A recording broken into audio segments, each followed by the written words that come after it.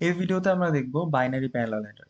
এই binary parallel অ্যাডারের আরেক নাম হলো রিপল ক্যারি অ্যাডার। তো এই বাইনারি প্যারালাল অ্যাডার অথবা রিপল ক্যারি অ্যাডার এটা হচ্ছে এমন একটা অ্যাডার সার্কিট যেটা হচ্ছে বেসিক্যালি দুইটা বাইনারি নাম্বারকে যোগ করতে পারে। তো আগের ভিডিওতে আমরা যেটা দেখছিলাম সেটা হচ্ছে ফুল অ্যাডার। ফুল অ্যাডার করে কি? ফুল অ্যাডার বেসিক্যালি তিনটা বাইনারি বিটকে যোগ করতে পারে। কিন্তু এখানে আমরা যে অ্যাডার সার্কিটটা দেখব সে অ্যাডার সার্কিটটা হচ্ছে বাইনারি বিট না বরং বাইনারি নাম্বারকে যোগ করতে পারে। তো বাইনারি নাম্বার বলতে আমরা যেটা জানি, বাইনারি নাম্বার হচ্ছে এমন একটা নাম্বার যেখানে মাল্টিপল বাইনারি বিট থাকে।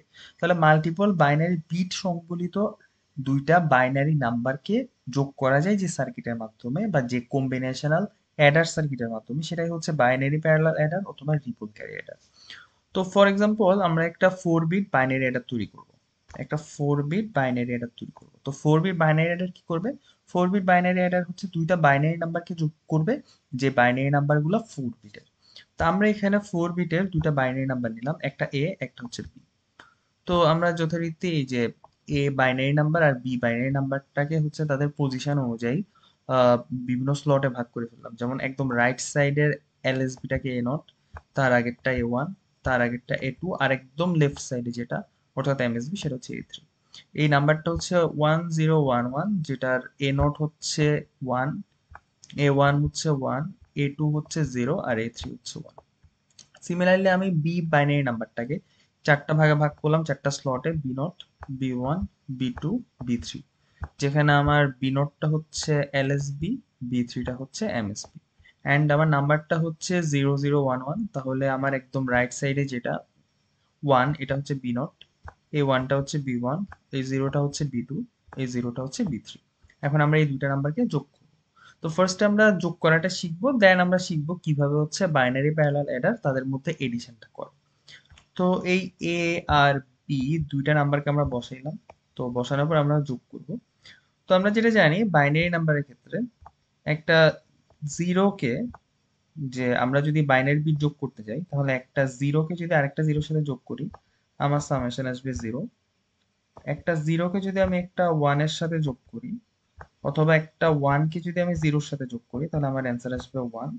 এরপর যদি আমি একটা ওয়ানকে আরেকটা ওয়ানের সাথে যোগ করি তাহলে আমার সামেশন আসবে 0, হাতে একটা ক্যারি আসবে 1।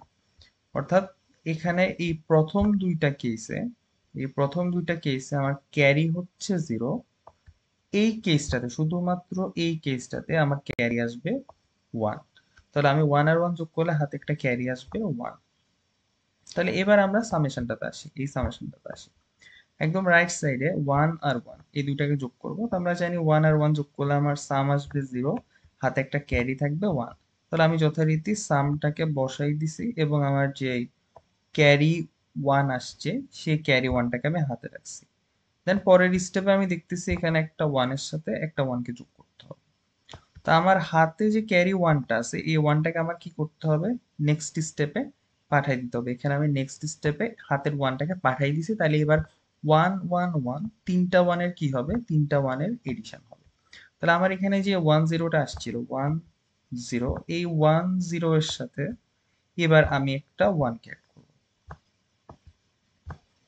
মানে জিনিসটা হচ্ছে এরকম, আমার এখানে 1 আর 1 এই দুটো তো আগে থেকেই ছিল, এই 1 আর 1 কে যোগ করলে আমার অ্যান্সার আসবে 10।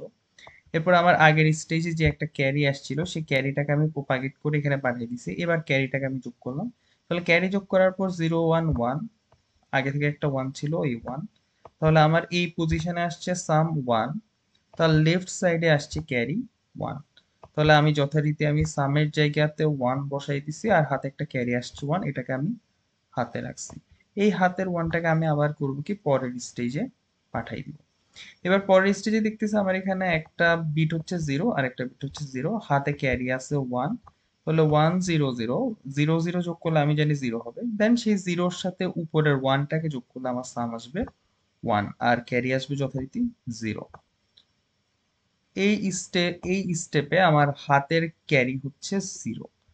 তাহলে পরের স্টেপে আসি, হাতের ক্যারি 0, এখানে আছে 1, এখানে আছে 0, তাহলে আমার সাম হচ্ছে 1, আউটপুট ক্যারি হচ্ছে 0। তাহলে আমি যেটা পাইলাম আমার সামেশন হচ্ছে 1110, অ্যান্ড আমার একদম ফাইনাল স্টেজের পর যে ক্যারিটা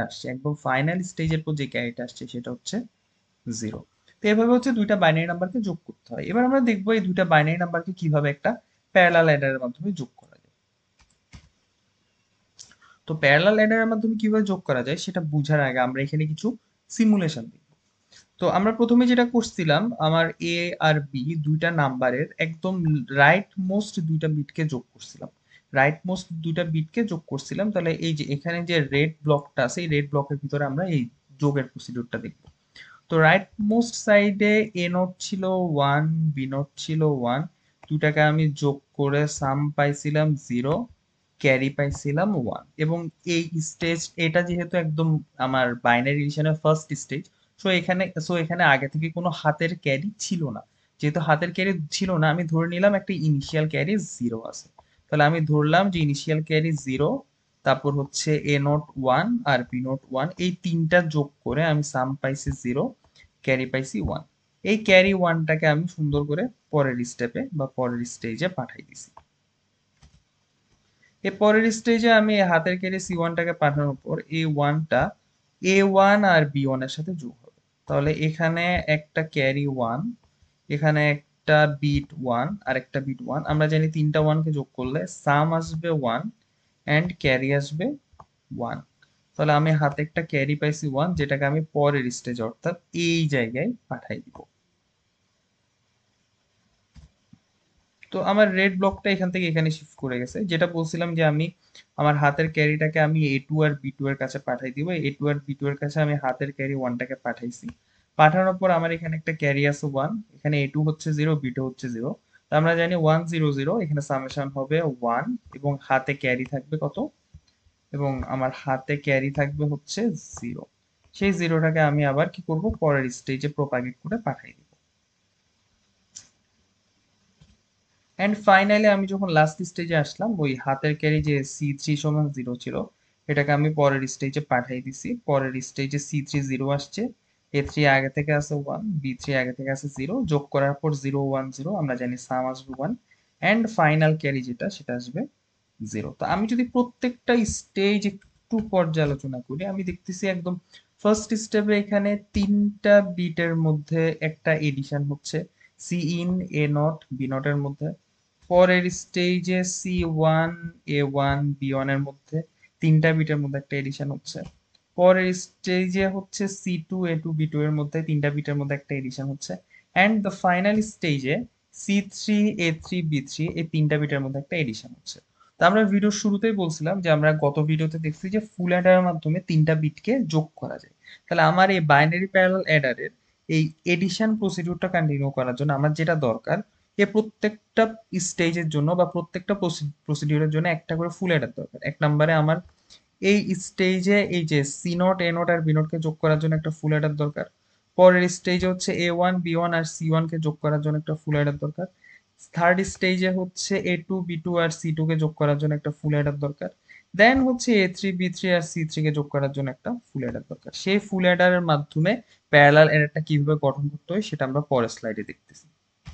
এই যে প্রথমে আমার এ নোট বি নোটকে নিছি, আমি ইনিশিয়াল ক্যারি সি ইনকে নিছি, দেন এই তিনটাকে আমি একটা ফুল অ্যাডারের মধ্যে, সরি এটা ফুল অ্যাডার হবে বেসিক্যালি, একটা ফুল অ্যাডারের মধ্যে আমি ইনপুট দিছি। একটা ফুল অ্যাডার আছে এখানে, সেই ফুল অ্যাডার আমি C in A not B not এটাকে আমি ইনপুট দিছি।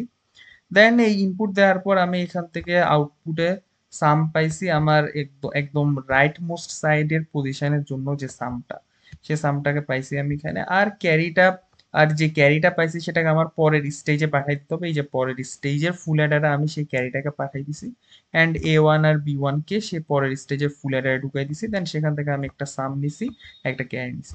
এগেইন আমার এই স্টেজের ক্যারিটাকে থার্ড স্টেজের ফুল অ্যাডারে পাঠিয়ে দিতে হবে। থার্ড স্টেজের ফুল অ্যাডারে আমি সেটাকে পাঠিয়ে দিছি। A2 আর B2 কে আমি ইনপুট দিছি, দেন সেখান থেকে আমি একটা সাম পাইছি S2।